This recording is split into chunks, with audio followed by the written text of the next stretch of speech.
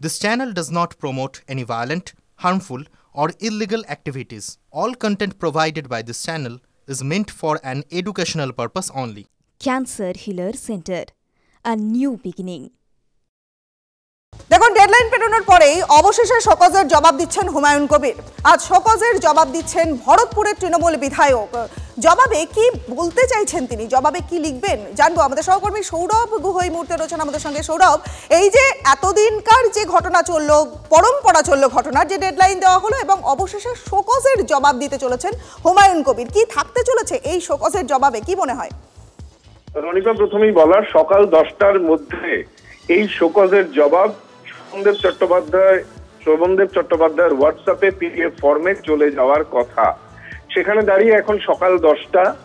আশা রাখা যায় যে হুমায়ুন কবিরের শোকজের জবাব ইতিমধ্যেই তৃণমূল কংগ্রেস দলের শৃঙ্খলা রক্ষা কমিটির নেতৃত্বের হাতে পৌঁছে গিয়েছে, এমনটাই সূত্রের দাবি।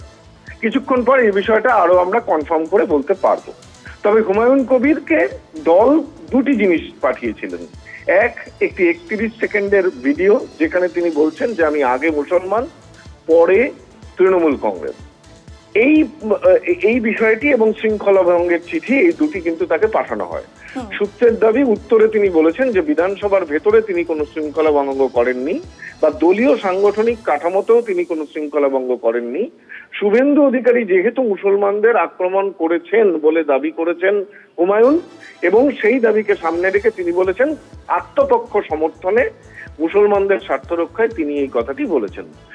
এই চিঠিটি কিন্তু সকাল 10টার ভেতরে শোভনদেব চট্টোপাধ্যায়ের কাছে পৌঁছে যাওয়ার কথা এবং আজই সেই চিঠি পৌঁছে যাচ্ছে। রনিকা, একেবারে সৌরভ, অনেক ধন্যবাদ তোমায়। তুমি নজর রাখো, কিন্তু আজ এই যে শোকজের জবাব দিতে চলেছেন হুমায়ুন কবির, তার আগে মানে এই ডেডলাইন পেটানোর পর শোকজের জবাব দেওয়ার আগে কি বলেছেন ভরতপুরের তৃণমূল বিধায়ক, শুনুন।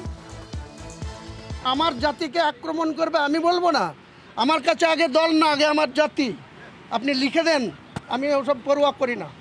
আমার জাতিকে অ্যাটাক করবে আর আমি শুভেন্দুকে ছেড়ে দেবো? কোনো মতেই ছাড়বো না, প্রত্যাহার করতে হবে। নাহলে মুর্শিদাবাদে যেতে দিন, দেখাবো মুর্শিদাবাদে হুমায়ুন কবির স্পটে না থেকেও শুভেন্দু অধিকারীর কি অবস্থা করব।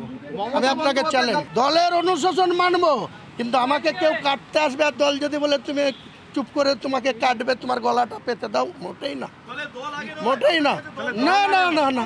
আগে আমার জাতির সত্তা, তারপরে দল। আমি বেঁচেই থাকবো না তো দলকে করবে। যে বক্তব্যের পরিপ্রেক্ষিতে হুমায়ুন কবিরকে শোকজ করা হলো, সেই বক্তব্য তো আপনারা শুনলেন, কিন্তু এই বক্তব্যের পর তাকে শোকজ করা হলো, কিন্তু শোকজের পরেও নিজের অবস্থানে কিন্তু অনড় থেকেছেন ভরতপুরের তৃণমূল বিধায়ক। তার সেই বক্তব্য চলুন শুনি। আমি তো আগে জাতি, তারপরে দল। দল তো আমি আগে নিজের জাতির সত্তাটাই যদি না থাকে তাহলে দলের কি?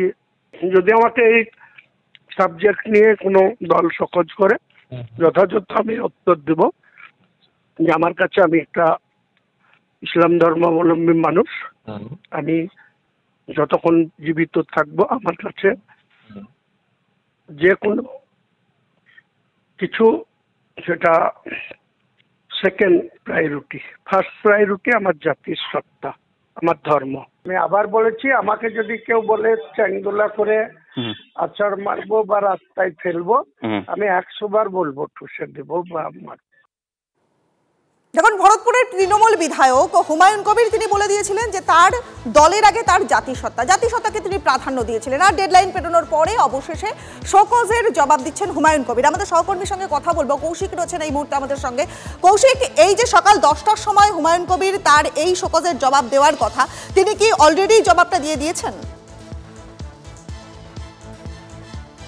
দেখো, এখনও যেটা জানা যাচ্ছে যে ঘনিষ্ঠ মহল সূত্রে তিনি হোয়াটসঅ্যাপে কিন্তু সেটি পাঠিয়ে দিয়েছেন, এমনটা দাবি করছেন ঘনিষ্ঠ মহল। তবে এখনও পর্যন্ত সেটা এখনও কনফার্ম হয়নি।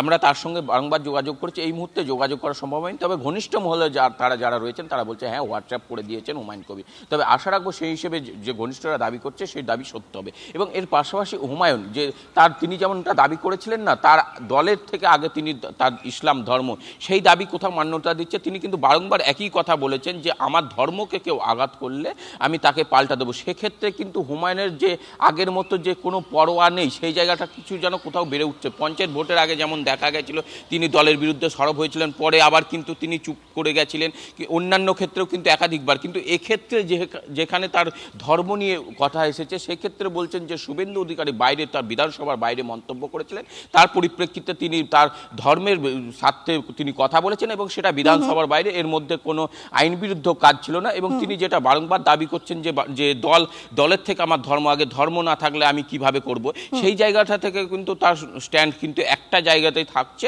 অর্থাৎ দল যদি কোনো হয়, যে কোনো পরেও যদি আবার কোনো শোকজ করে, সেটা কিন্তু তিনি প্রস্তুত আছে, এমনটাও কিন্তু তার ঘনিষ্ঠ মহলে জানা যাচ্ছে। এবং সেক্ষেত্রে হুমায়ুন বাবু কি করবে সেটা কিন্তু একটা দেখার বিষয় রয়েছে। তবে এই যে ঘটনায় শোকজ, তারপরে কিন্তু শুভেন্দুর একটা সভা করার কথা বলেছেন বিজেপি নেতৃত্ব, সেক্ষেত্রেও কিন্তু তিনি পাল্টা 4 গুণ লোক দিয়ে ঘেরাও করার ডাক, পাল্টা একটা হুমকি তিনি দিয়ে রেখেছেন। কৌশিক, তুমি আমাদের সঙ্গে থাকো।